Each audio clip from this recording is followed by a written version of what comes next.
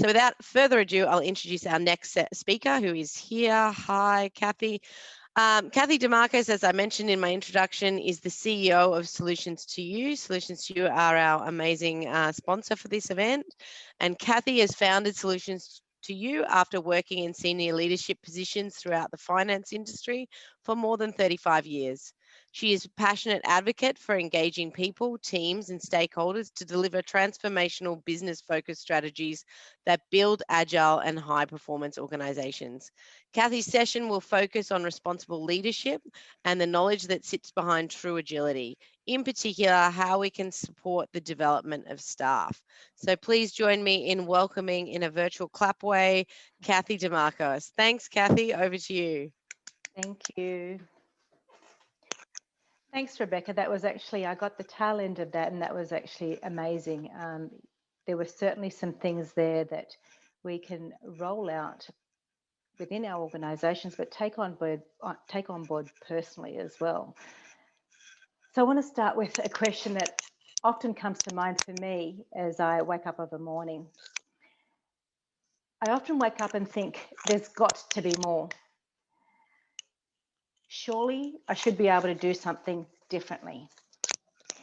And I know that this year particularly, it's been a question that I've asked of myself very frequently. And I suspect that most of you have too.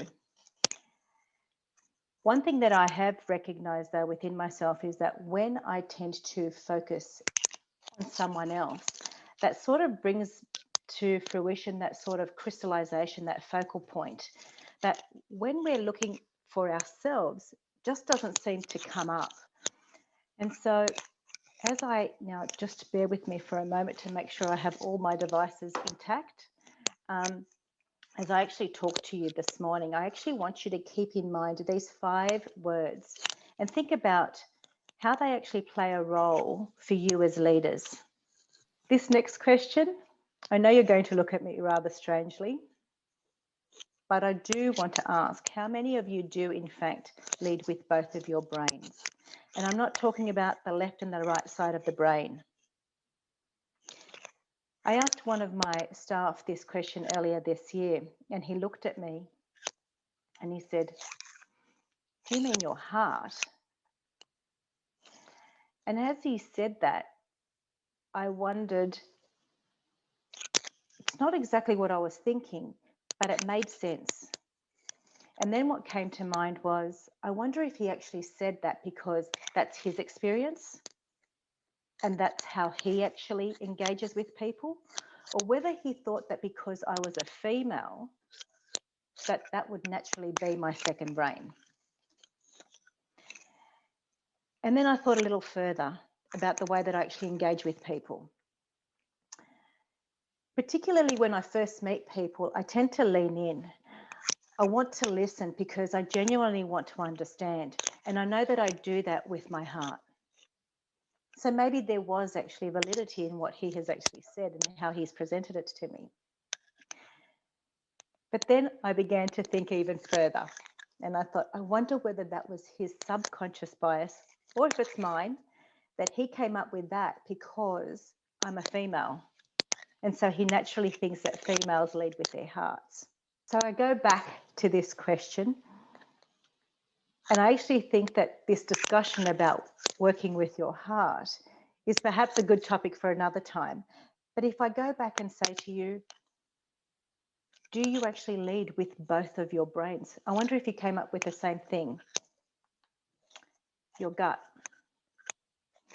For me, I actually know that I rely on that quite a lot. Whenever I have to make a decision, whenever I'm with people, I do rely on my instincts. And so for me, that is my natural second brain. Would I say, be right in saying that you too can actually relate to that? There are many instances where I know I rely on that, particularly when I'm having to face or make a quick decision. But there's one thing that I actually ask of you. If we are truly to be the leaders that our people deserve, don't you think that we need to rely on things that are really important to us? And that is to take into account our values, our beliefs, and to ensure that our actions, in fact, align with everything. So what better organ to actually help us do that in addition to our brain? If I actually look back, sorry, and I'm going to do this. If I look back and I think about my subconscious triggers and the emotions that actually get sent from situations where I know that I've actually looked at the analytics, but something just doesn't sit right, I know that that actually is something that I question. So what happens to us in that moment? What decisions do we actually make? Do we actually stop and take stock of the situation and say, is there another way? What else? Can we actually look at an alternative solution that will elicit the same sort of response that could actually make the situation better, particularly for the people involved? Do we stop to do that? In business, I most certainly am aware that we have got obligations. And there are certain things that we need to adhere to. But aren't we actually responsible for the people that are there working for us? Don't we need to take that into account? I know that some of us do, in fact, have the ability to tap into what actually happens to us in that moment, but others actually choose to either overlook it or, in fact, it's just something that sits dormant in the background. So I actually ask you that if we are to be the leaders that our people deserve and look up to and actually trust, then we need to ensure that we're doing the right thing by our people. I've actually recently heard leaders say to their staff, do you mind actually working through lunch? Or can you come in a little bit earlier? Can you work back late? Because we actually need to meet the demands of our clients, particularly in these challenging times. And I agree, absolutely, that's what we need to do. We need to be there to actually serve our clients. But it can't be to the detriment of our people. What happens if we actually continue to just keep driving our people and extending them beyond what's really practical? I think we all know the outcome of that. Sadly, though, decisions around staffing continue to be based around KPIs and perhaps on personal targets. These decisions should not be made on personal goals, especially when it actually places that sort of undue stress on our teams. Executives and board members who actually look at stats need to actually ask, what impact is that actually having on our people? Are we actually prepared to ask those questions of the people that we serve? Sadly, I'm actually also acutely aware that that's not part of the process to ask those questions. But that's the reason why things actually go unseen. It's the reason why we actually develop the wrong type of culture, especially when we just continue to look at the stats. We talk about developing leaders of the future. We talk about changing the culture. But do our actions actually align with what we're saying? How are we actually going to show our people that we value them if we keep doing the same thing? And on that topic, I actually want to ask, in the last 6 or 7 months, what have we done to actually address the situations that we have actually been faced with? Have we addressed one fundamental issue when we're dealing with our clients? How many of us have in fact put our staff through additional training? And if we have, I actually commend you. But I ask another layer to that. Has the training actually been done by skilled people that actually know and can facilitate what your staff need in these challenging times? I raise this because some 2, maybe 3 decades ago, I was in fact on that front line. Through the GFC, I actually worked in the financial industry. And I can share with you many stories where I had clients on the phone in dire straits. And I was skilled. I actually knew what I needed to do from a process point of view, from the bank's obligations. However, what I did understand in that moment was that I actually wasn't skilled to deal with what I was being faced with. So I actually took it upon myself to undertake training. So I went off and did 4 years of training as a counselor and human change, just so that I could better serve my clients in the finance industry.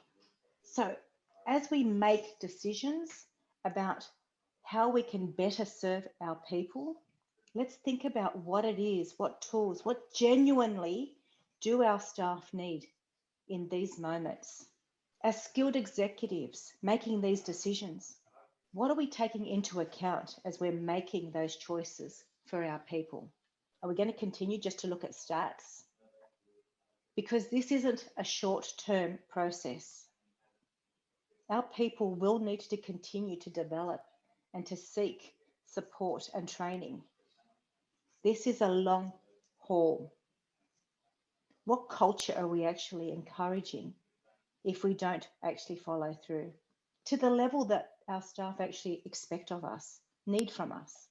You know, as a young girl, I actually remember that my parents saying to me, it really doesn't matter what other people are doing. It's up to you to actually establish what's right and what's wrong and to show other people a better option. And I'm sure that each of you could probably relate to what I'm saying. You would have all had that sort of discussion with them. So what's changed? Because I know that as a child, I absolutely was always conscious about others and the impact that I actually had. So now I actually ask you, as responsible leaders, aren't we actually obligated to do the same for one another, to step up? We actually need to be confident and comfortable in being authentic and vulnerable with one another, especially when we're making decisions for others. Our responsibility is actually to our people. We actually need to lead them through our actions and make sure that they're actually aligned with what we're saying. Our people need to see that we're congruent, that we're not just telling them what we think that they want to hear. They actually want to see us following through and that we actually have their best interests in mind. I know that my actions, just like yours, will in fact determine the future. I constantly think about that impact. What is it that I'm actually doing today, and what's that actually going to mean for the future for me and for those that I've actually crossed paths with? You know, we often in our discussions actually talk about hindsight and how wonderful that actually is. But the reality is that we don't need hindsight to actually make the right decisions. We have the ability to bring about change. Gandhi, in this quote, it's something that I actually go back to very frequently. His statement isn't about hindsight. It's actually about stepping up and actually being part of the change for the future.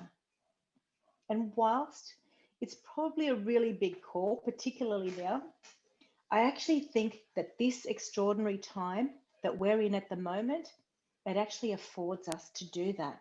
It actually enables us to do that. Don't get me wrong. I am really mindful of the challenges that the pandemic has actually created for people across the globe. I actually do leadership development across East Africa. I actually have worked in other third world countries. I understand what they're facing, believe me.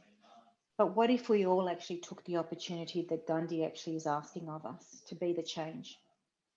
What future could we actually change, and what would it look like? Isn't that what responsible leadership is? When we actually accept accountability for those around us, we actually encourage others to do the same. We actually show people through that they can actually trust us and that we will do the right thing by them and for others. That sort of action actually elicits collaboration and it brings about innovation. People actually begin to work with a purpose and a vision. It's actually a shared vision.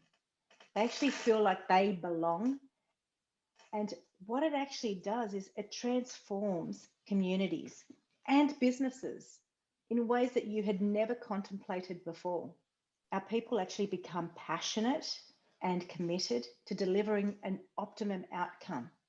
We actually empower them to do that. And this is how we bring about true agility. People adapt and they keep looking for change. We actually empower them to bring about change as it's needed. And look, some of you may, in fact, now look at me and think, gosh, Cathy, you're such an idealist. But the reality is that I might be, but I'm prepared to actually step up and be the change. I'm prepared to actually have that voice. And no matter what it is that you're thinking right now, if I actually ask you to go back to a time when perhaps you needed your peers or a leader or a board member to actually support you in a decision, or to actually give you permission to go against the grain, and to actually think limitlessly. As you think about that, I'm sure that you've had both positive and not so positive outcomes. But in those moments where you haven't been supported, how did you feel? What was the impact? Did you feel deflated? Did that impact actually change the way that you are leading today? When we actually provide our people with a space to actually make the decisions that they need to, we're actually surprised. We are overwhelmingly surprised with what actually happens. And I see it very frequently. People actually step up and they break down barriers. They absolutely become solution focused and agile. And what's even more important is that they actually seek out other people that they can collaborate with and bring about the changes that need to occur. A few years ago, I actually worked with a client. This was a multinational client. It was across 3 different continents. And as I sat with their team, I actually began to understand them perhaps at a different level than they were accustomed to. I built trust. I actually found out about their passions outside of work. And of course, I did share some of my personal stories. Now, I did that because I wanted to encourage them to share with me what they thought that could happen differently in that business. And I welcomed change. One thing that I did that perhaps isn't the norm was that every time somebody put a proposal to me, I actually did or wrote a handwritten note just to say thank you. Nothing big. And one morning when I actually handed my little note to one of the men, he was in his early 40s. He looked at me and he read the card and he stood there and his eyes started to water. And I was taken aback because I thought, oh my gosh, have I actually crossed a barrier because there are cultural issues here? I didn't know what had happened. And then he said to me, Cathy, in all of my years of working, nobody has actually taken the time to write a note or to say thank you because I was sharing an idea. I didn't do very much. He'd been in the business for more than 5 years. And his role, he was actually leading a team, and I think his team had about 15 people in it.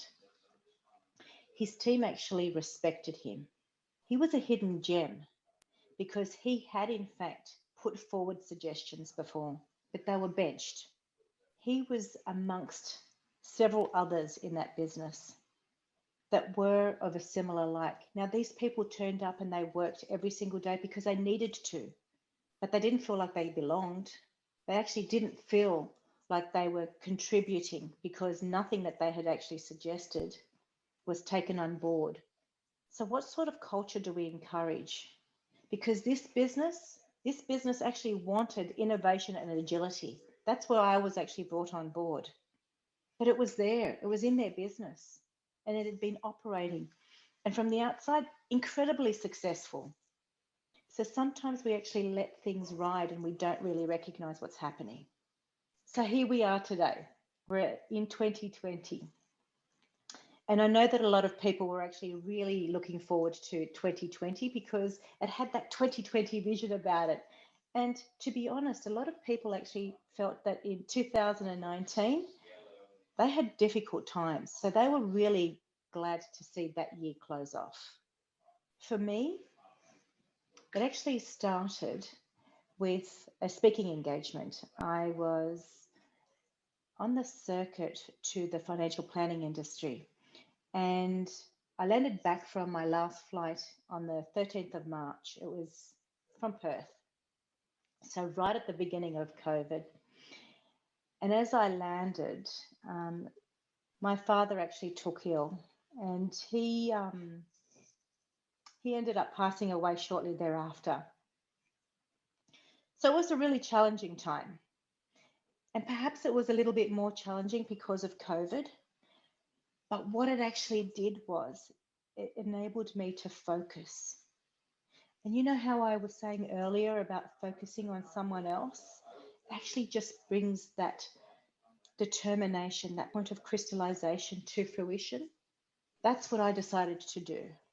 So I ask you today, if we could bring about change and if we could actually take stock of where we are now, what are some of the decisions that we might change so that we could do things differently, so that we can actually continue to move forward? Change, guys, when we look at it, we can take actually what we understood from the past, but if we don't take on board what we have learned and continue to do things the way that we have, but expect a different outcome, well, we know what Einstein has said about that, but we're not going to bring about the change that we do want to see. Today is actually about us stepping up and being responsible and breaking down that old mold that we've been told. It's up to us to actually take those steps.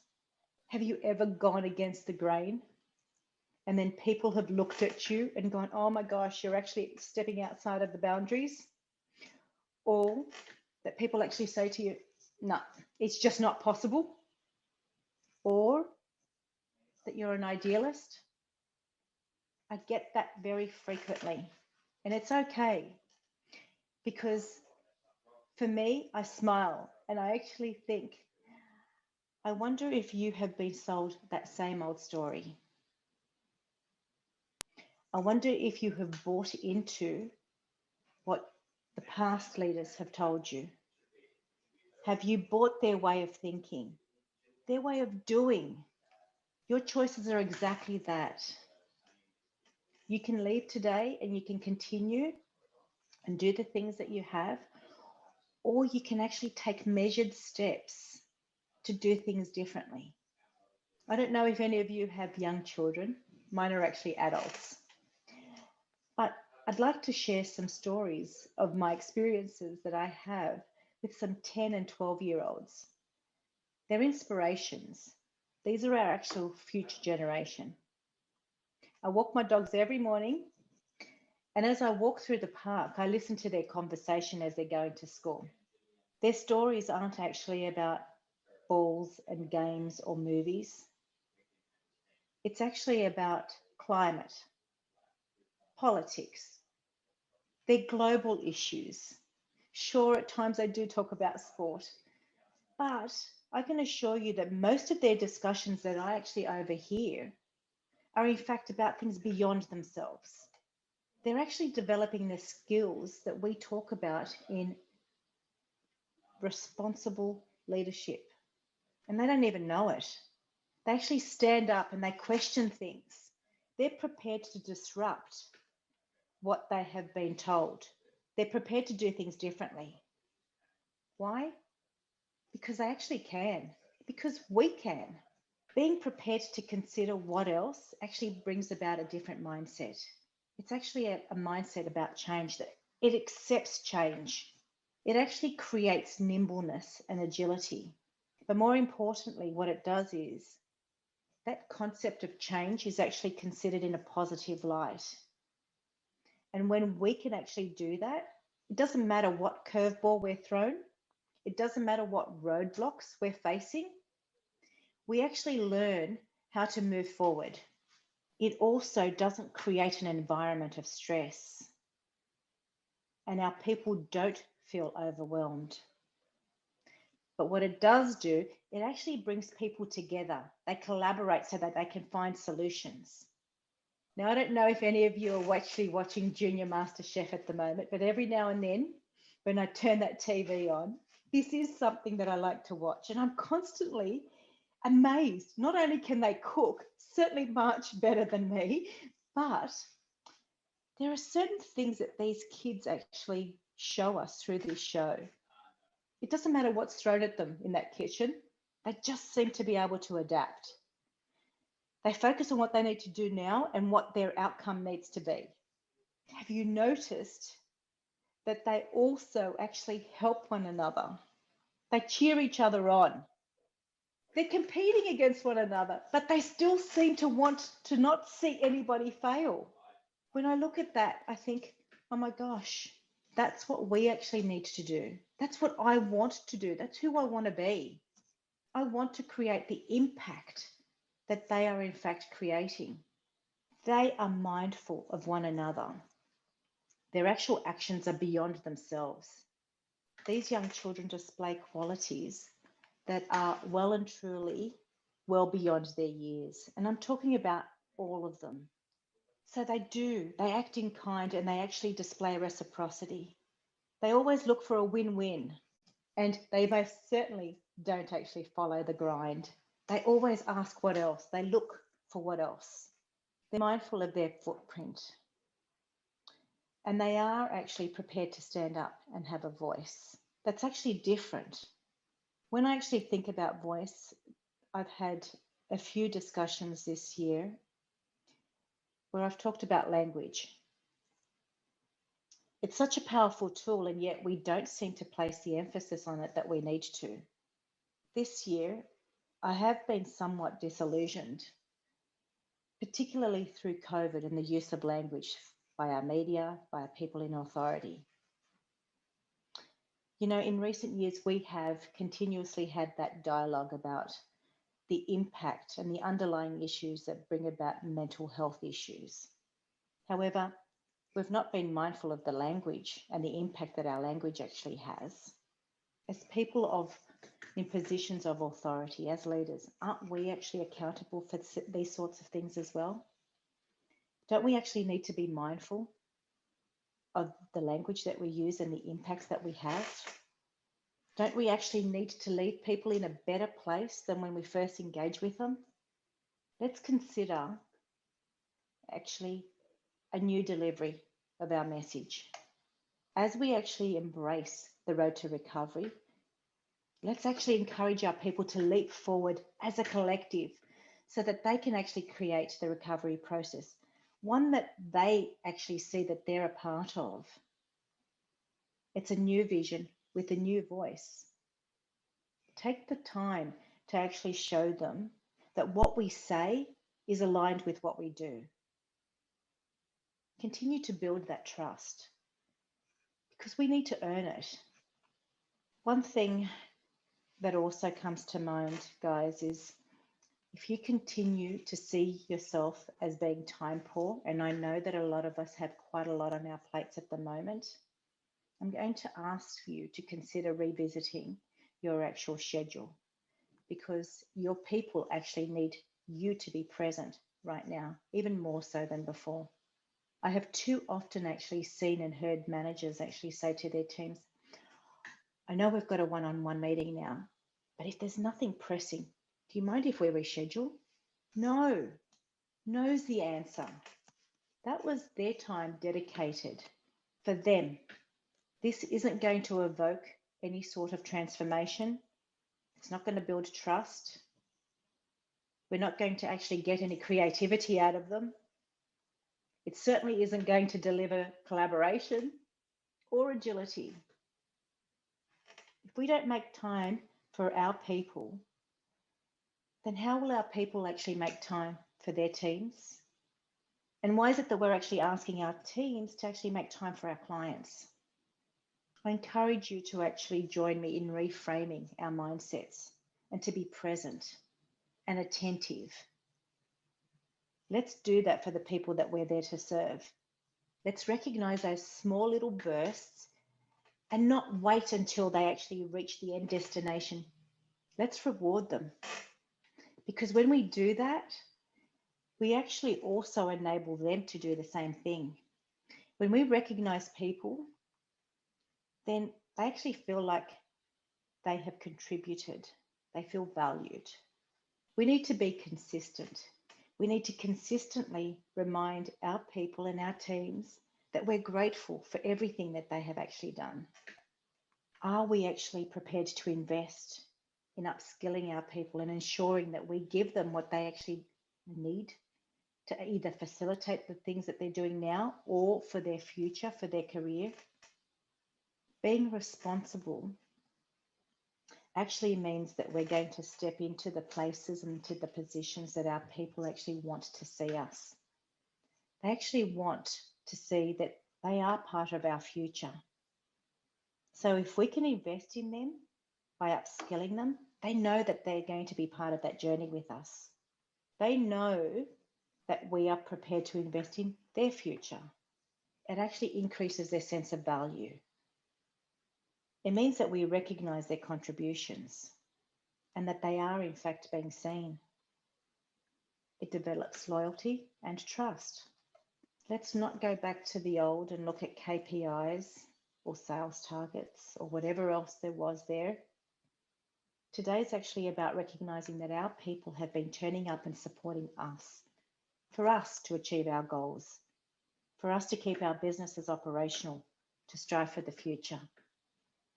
Let's not forget that they too have actually had struggles that they have in fact set aside so that they could do what we needed them to do. Let's stop and listen so that we in fact understand. And when we can do that, that loyalty that they have actually shown us builds into trust. We actually need to validate what they're experiencing. Creating impact in small bursts actually keeps people moving forward and they keep moving forward with you. They act and respond in the now rather than actually waiting until they get to that destination and then have to go back. Giving them the autonomy to actually allow them to move quickly, to make the changes as they see need to be done, actually shows that we value them and that we trust them to make those decisions. It also actually brings about an agility mindset, These actions actually show that we will act responsibly for them and that we trust them to actually make the decisions that we have employed them to do.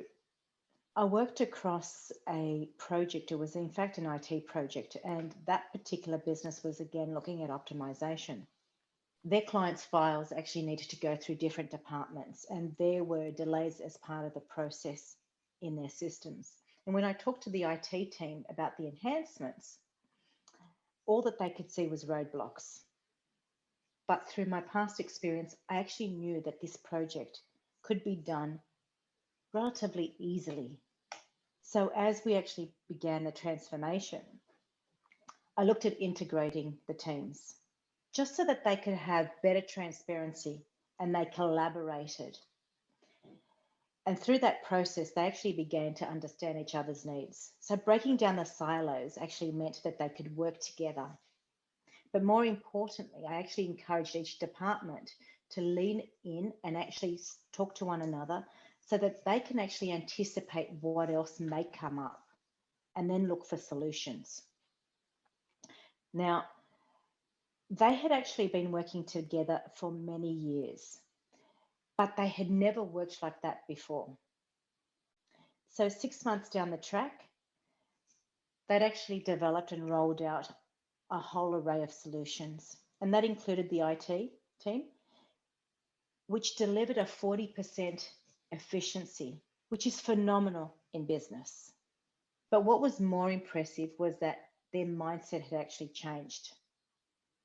They continued to actually look for processes that could deliver more innovation. And they went one step further. They actually looked at anybody that came on board, ensuring that that sort of mindset was actually part of the onboarding process. So the key here was about transparency, but bringing people together and actually empowering them to road test things and actually deliver them as they actually felt was needed. I also worked in another business that I had actually set up, and I was entrusted to set that up from the beginning. So that included process mapping, staffing, policy, compliance. It was a very heavily regulated industry.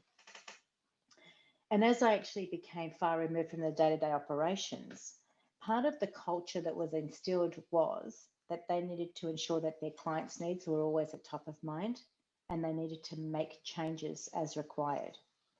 That actually meant that if there was a system enhancement, if there was feedback from clients or feedback from our actual third-party providers, that they needed to look at what could be done differently. Now, over the years, again, as new people were onboarded, they actually made sure that that was part of the mindset. Their actual process was review, refine, and roll out. And of course, there was robust processes put in place to make sure that before anything was rolled out, that they actually had a really solid testing platform. So that business actually was created around agility and change. And that was their norm. They actually didn't fear change. They didn't need to sit inside a boardroom and debate how they were going to do things. They just collaborated. They looked at the interdependencies across the business to ensure that the impact was actually going to be mutually beneficial as it was rolled out. The drivers were not around deadlines or goals, around personal goals or KPIs. And through that process, they actually created a team where they continuously looked to support one another. I look at the people now in that team across different industries, and they still have those practices in mind. That sort of agility was created because they were actually comfortable and confident in actually delivering and putting their suggestions forward. So as I look at this slide, this is exactly how they actually felt within that business. They developed trust, they were loyal to one another, and customers were always actually at top of mind. And they always felt that they could conquer anything. Nothing was actually too big a task or too big a challenge. So as we actually look forward to what's left of 2020, how can we take stock of where we've been and where we want to go? And are we prepared to actually be the change? Are we prepared to take those measured steps? That's the end for me, guys. This is how you can reach out to me if you want to. I do have a book coming out next year, and I'm certainly open to questions. Okay, Cathy, your presentation was a lot about authenticity and being your best self. What advice do you have if people's authenticity clashes with the goals and the pressures of the company? Oh, do you want to hear the answer to that? So I actually really had that come about probably about 18 months ago. And when it did actually reach that point, I actually walked because I wasn't prepared to cross my values. I wasn't prepared to actually do what the business needed me to do because it went totally against everything that I believed in. So that's the worst case scenario. But in that process, what I was prepared to do was to have those robust discussions with the board and with the executive. And it was over many months, and there were lots of periods where they were actually making the changes because it was actually about culture and it was about people. But when it came down to the end and there was a final decision that needed to be made, I wasn't prepared to actually compromise and align myself with that particular business when it wasn't going to be to the benefit of the people. It actually went totally against everything that we had been saying that we would deliver. So I don't know if that's the answer that you wanted, but it is me, and I am raw, and I'm very much happy to stand up for what I believe in, and I won't compromise my values. I won't do that. It really doesn't matter how much money is actually involved. And I actually walked away from a very big sum of money, but that's not what drives me. And do you think this is the right approach for everyone, or just something that really motivates you? It really has to be about you.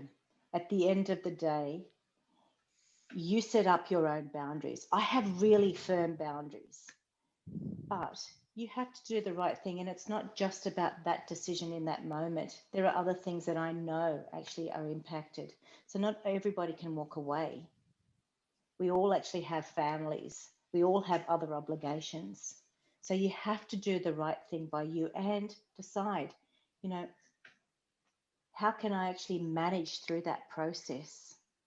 Even though it may not necessarily align totally with what you believe in, there will be elements that you can become comfortable with, and you can set up boundaries around that particular part. Do you have any particular advice on the best way to recognize or show gratitude towards your people, especially in tough times like we're facing now? Do you know, everybody actually looks for something different. So each of my people will actually see gratitude in a different way. Some of them actually appreciate it through a phone call and me actually picking up the phone randomly, remembering when their kids' birthdays are, sending out gifts to their kids. It could be just from a simple note. It could be from a lunch. You have to actually be able to identify what's going to work for your people. And that's through actually listening and understanding what their triggers are. You have to develop that. And you won't be able to do it in large corporations. You know, I've worked with companies that 500, 1,000 staff, and I don't know everyone. I try to, but I don't know them to that level. So you have to rely on the next team or your next leadership team to actually follow that sort of thing as well. And it has to go all through the business.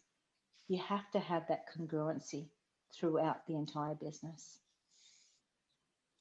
Okay, look, Cathy, I think we have to leave it there just because we're a bit over for our break, and I want to give everyone a chance to grab something for lunch and to stretch their legs. But Cathy's details are on the screen. If you want to talk to Cathy directly, or you have a pressing question that you didn't feel confident asking, Cathy will definitely make time for you. Thanks so much for being with us today, Cathy. We'll get the virtual claps are coming through, if you can see them. Thank you. And we will share your details with the audience if anyone wants to ask you any questions or contact you directly. Thanks everyone for a really great morning. We've powered through the morning.